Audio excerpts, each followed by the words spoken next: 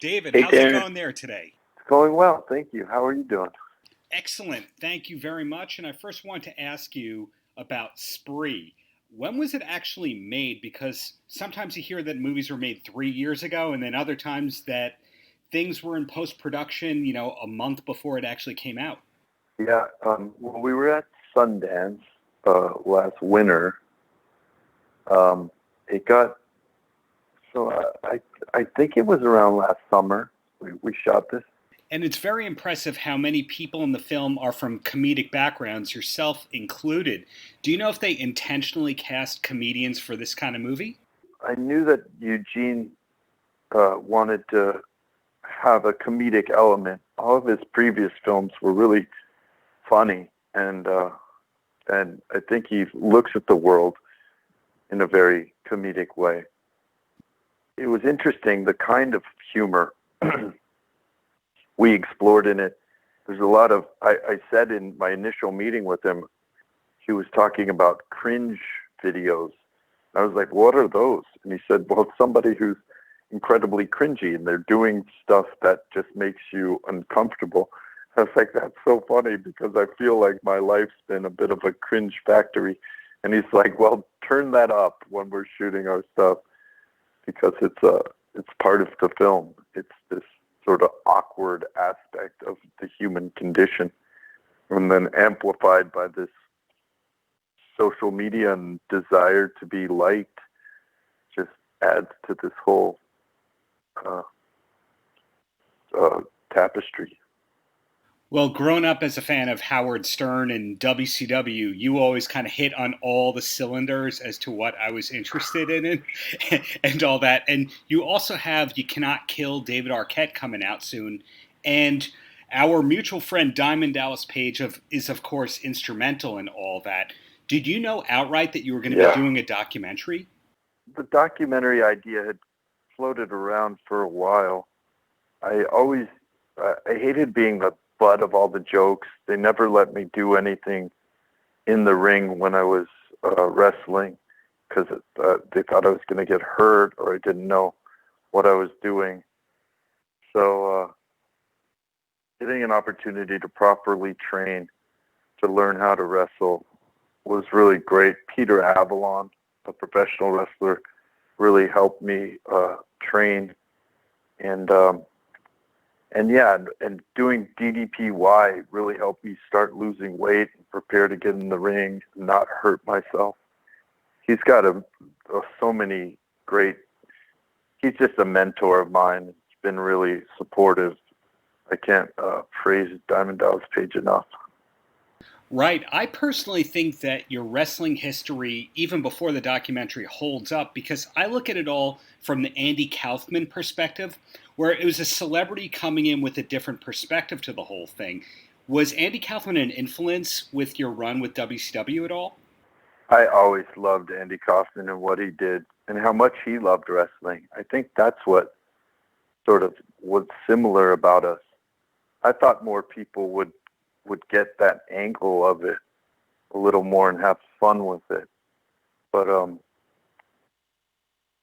they didn't. I mean, there's a couple of wink and nods in the wrestling documentary to Andy Kaufman. I have Gary the King Lawler pile drive me after I said I'm from Hollywood or I'll sue you. So, yeah, it was really fun to sort of go down that road and become a heel for a second until a pile driver set me straight on how to behave. But once I did that, I turned heel and I said all this stuff, and then Jerry comes out and he gives me a pile driver. And then as I'm leaving the ring, I was saying to him, "You never believed in me." I was yelling at the audience. And then I'm walking off out of the ring, and I get down and I'm walking to go backstage, and there's a little kid and he's crying, and he's probably 8 years old. He's like, "I believed in you. I believed in you." I had a moment where I couldn't like look at him, and I was like, I couldn't say I'm sorry because I'm still in my heel place, and I'm not enough of a heel that I'd say, "Sorry, kid." There's no Santa Claus either. but it was a funny moment. I mean, there's really so many interesting exchanges with wrestling fans when you get out there and really become a part of it. I can only imagine. And it's also amazing to me that right now you're promoting Spree in the documentary, and people who look at your IMDb page will know that Scream 5 is sort of in pre-production. So you're really juggling a mix of studios, indies, reality, and all that. Is that invigorating for you, or is that challenging to know that it's Spree at one moment, the documentary at the next? Well, as a actor in this business for 30 years, you learn pretty quickly if you don't have other projects going on, you're going to go pretty crazy because there's a lot of sitting around. There's a lot of working on projects that end up going nowhere. So it's we also do projects to entertain people. We want to make films that connect with an audience, that people find and want to see and develops a buzz. So when you do get projects like this that are getting a really great response, that are picked up by great film festivals and are represented by really great companies, you want to support them. You want to get the word out. You want people to enjoy them because that's really ultimately what we're always trying to do. I'm seldom trying to boost my ego or do something that makes me look tough or I always try to approach it from script, the characters, my role within the story, and then how can we make the best film possible. And as you mentioned before, DDPY absolutely helped your recovery and get you into shape and all that. Is that still something that you do a couple times a week? I do it upon occasion. I'm not sure if it's weekly, but definitely some of the stretching techniques for sure. Cool. Now, so since some of this article is going up on the Jewish Journal, do you mind a quick Jewish question or two? Yeah, of course. Were you bar mitzvahed? That part I couldn't find out on the internet. Yeah, I was bar mitzvahed at the Wailing Wall when I was 40 years old. Wow, 40 years old. When you do a service like that, do they give you the English character Hebrew, or do you just have to repeat what you hear, anything like that? I repeated what I heard. I mean, I hope it's not bad to say, but getting a bar mitzvah at the Wailing Wall is a lot like getting married in Las Vegas. They make it very easy for you. You go through all the steps, but it's a lot quicker of a process. You meet with the rabbi a few times. He reads the Torah, and you repeat after him, and you celebrate. I mean, the fact that it's at the Wailing Wall alone is really remarkable, and I just love visiting Israel. Well, two quick questions, and then you're free. And the first one is, Dwayne Johnson, a fellow thespian of yours, likes to say that anytime that somebody's been a champion in wrestling, that he calls them champ whenever he encounters them. Does anyone call you champ in your everyday existence? A lot of wrestling fans actually do call me champ, which is nice. But I call a lot of people champ.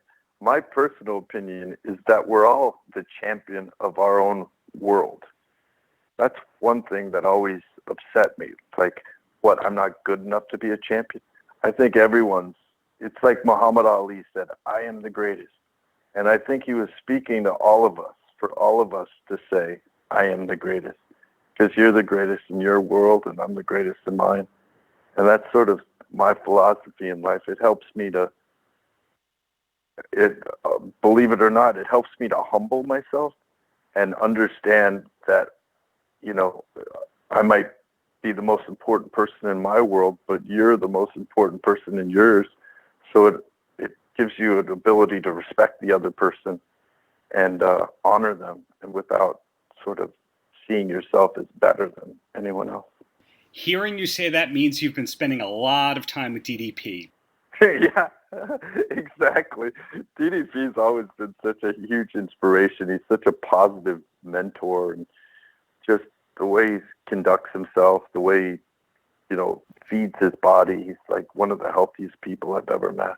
Absolutely. So in closing, David, besides seeing your new movies, any last words for the kids? Oh, don't be hard on yourself. Love yourself. That's what my main takeaway from the wrestling documentary was.